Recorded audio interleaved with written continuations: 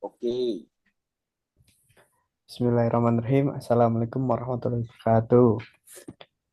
Ya, izin Pak Waalaikumsalam Sukma dan teman-teman. Di sini saya dari kelompok 3 yang beranggotakan saya sendiri, Ahmad Misbah Kurniawan. Selanjutnya itu Firman Satria dan Agus Ardani akan mempresentasikan tentang norma dalam masyarakat, sistem hukum dan peradilan nasional, dan sistem hukum serta peradilan internasional. Sebelumnya, saya sendiri Ahmad Misbah Kurniawan di sini merangkap sebagai moderator dan operator. Langsung saja di pendahuluan. Pendidikan kewarganegaraan PKN mengajarkan kita tentang bagaimana menjadi warga negara yang baik, yang patuh pada aturan, menghargai hak orang lain, dan ikut membangun masyarakat. Tiga konsep dasar yang saling berkaitan adalah norma dalam masyarakat, sistem hukum dan peradilan nasional, serta sistem hukum dan peradilan internasional. Dengan memahami ketiganya, kita tahu batas boleh dan tidak boleh di lingkungan lokal maupun global. Selanjutnya itu langsung di pembahasan. Yang pertama yaitu norma dalam masyarakat. Norma adalah petunjuk atau tingkah laku seperti aturan rumah di sekolah atau keluarga. Kalau norma dipatuhi, hidup bergaul jadi lebih nyaman. Ada beberapa jenis norma dan contohnya. Yang pertama yaitu norma agama. Misal puasa bagi yang muslim, puasa Ramadan bagi yang muslim. Selanjutnya itu norma kesusilaan. Misal rasa malu kalau berbohong. Selanjutnya itu norma kesopanan. Contohnya yaitu mencium tangan orang tua atau mengucapkan salam selamat pagi. Dan yang terakhir yaitu norma hukum. Tertulis di undang-undang, misal denda bila membuang sampah sembarangan dan lain-lain. Lalu, mengapa norma itu penting? Yang pertama yaitu untuk menjaga ketertiban. Kalau semua orang antri di loket, layanan jadi cepat dan adil. Selanjutnya itu mencegah konflik. Contoh, kalau norma menghormati orang tua dipatuhi, jarang terjadi pertengkaran generasi. Yang ketiga yaitu menanamkan nilai. Contohnya yaitu norma agama dan kesusilaan menumbuhkan kejujuran, empati, dan rasa saling tolong-menolong. Yang selanjutnya yaitu tiga, hubungan antar norma. Semua norma bekerja sama dalam membentuk masyarakat yang baik. Misalnya, norma agama melarang mencuri. Begitu juga dengan norma lainnya. Empat, contoh pelanggaran norma dan akibatnya. Norma agama, contohnya apabila tidak beribadah maka dianggap berdosa. Yang kedua yaitu norma kesusilaan. Contoh bersikap kasar yang berdampak menyakiti perasaan orang lain. Yang ketiga, norma kesopanan. Contohnya menyela orang tua dianggap tidak sopan. Yang terakhir norma hukum, yaitu korupsi di penjara, korupsi dibebaskan. Apa? Selanjutnya yaitu sistem hukum dan peradilan nasional yang akan disampaikan oleh Mas Firman Satria. Assalamualaikum. Mak, suaranya masuk boten Mas Misbah. Masuk Mas Firman. Oke. Selanjutnya sistem hukum dan peradilan nasional. Sistem hukum nasional adalah keseluruhan norma hukum yang berlaku dalam suatu negara dan digunakan untuk mengatur kehidupan masyarakat, negara, serta hubungan antar keduanya.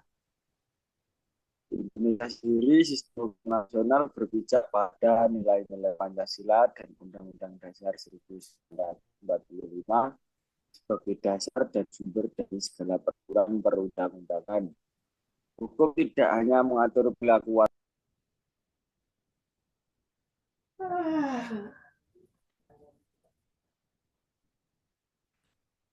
Wah, lockout Mas Firman kan.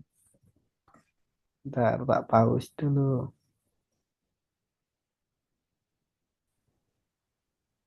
Yuk.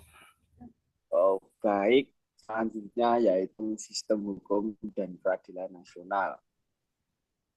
Sistem hukum nasional adalah keseluruhan norma hukum yang berlaku dalam suatu negara yang digunakan untuk mengatur kehidupan masyarakat, negara, dan serta hubungan antar keduanya.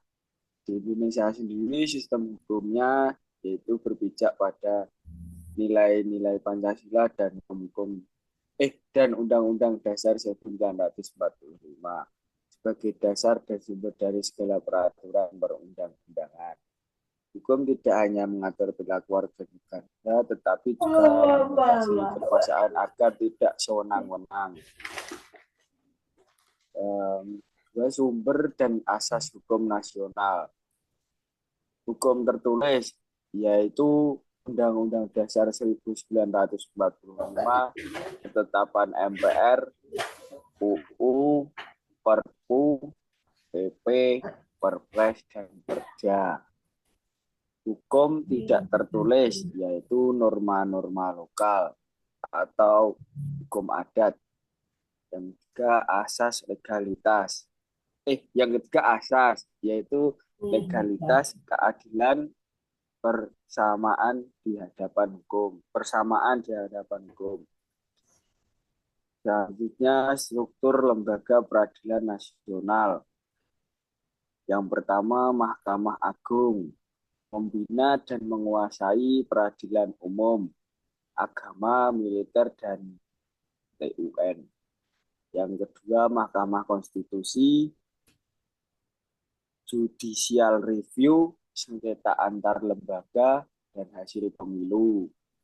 Yang ketiga Komisi Yudisial, yaitu tugas mengawasi dan mengusulkan hakim agung. Yang selanjutnya fungsi dan tujuan sistem hukum nasional.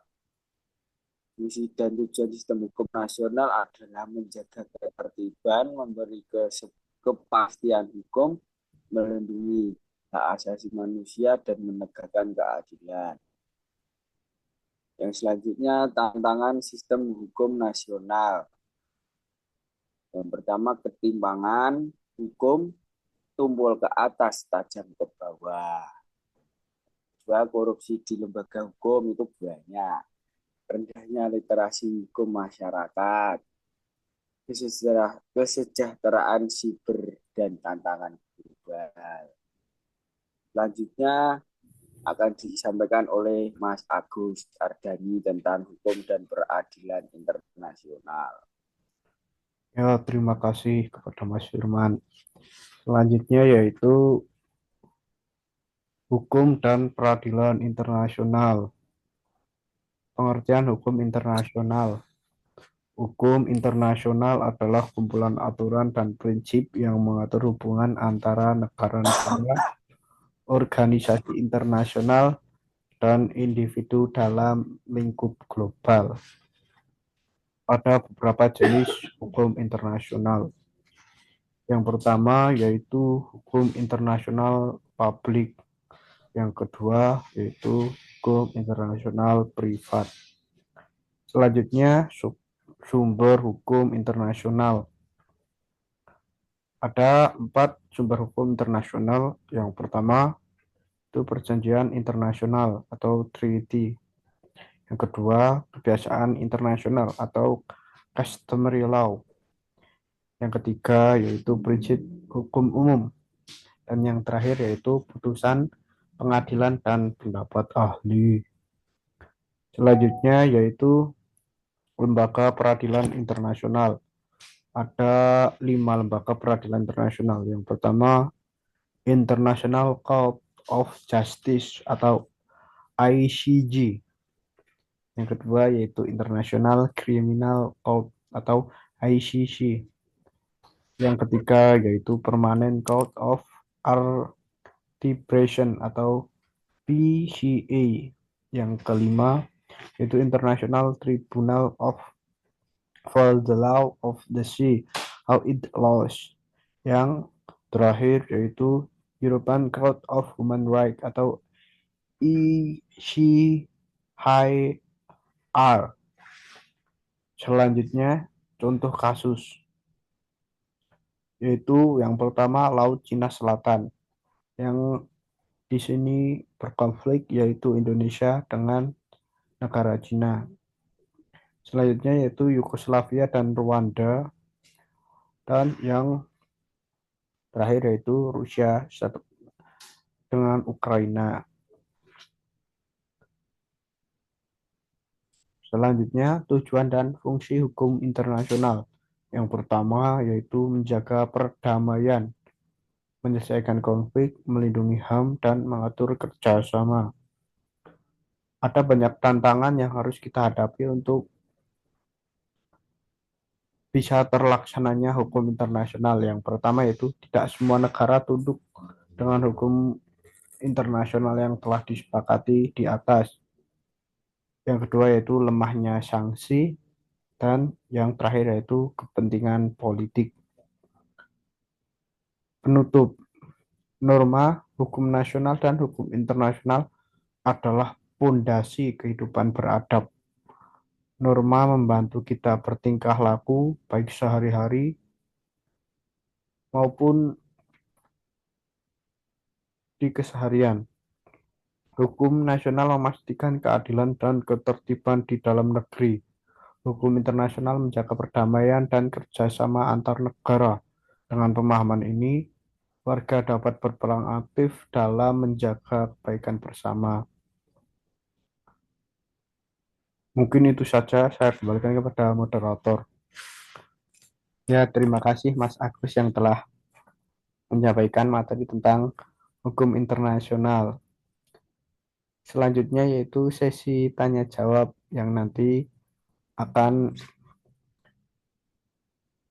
dengan syarat nanti teman-teman dengarkan dulu presentasi dari kami, lalu pertanyaan bisa dikirim di muka. Selanjutnya akan kami jawab setelah pertanyaan sudah di-upload di muka. Mungkin itu saja yang Komentar teng dapat YouTube nih kelompok Mas. kami sampaikan. Ada tambahan Mas Firman? Mangke kan komentar teng YouTube. Nek takon komentar ning YouTube. Oh, nggih, komentar ting YouTube mawon nggih. Langsung jawab iki mangke ta Mas Firman. Di like. Tak like tenan iki. Nah, mungkin itu saja yang dapat Mekaten kelompok. matur nuwun Mas. Nggih nih matur suwun sangat ya Mas Firman. Mbok pilih ing dalam kula sarencang menika presentasi wonten lepatipun kula sak kanca nyuwun agunging samudra pangaksami. Adi nyuwun pamit.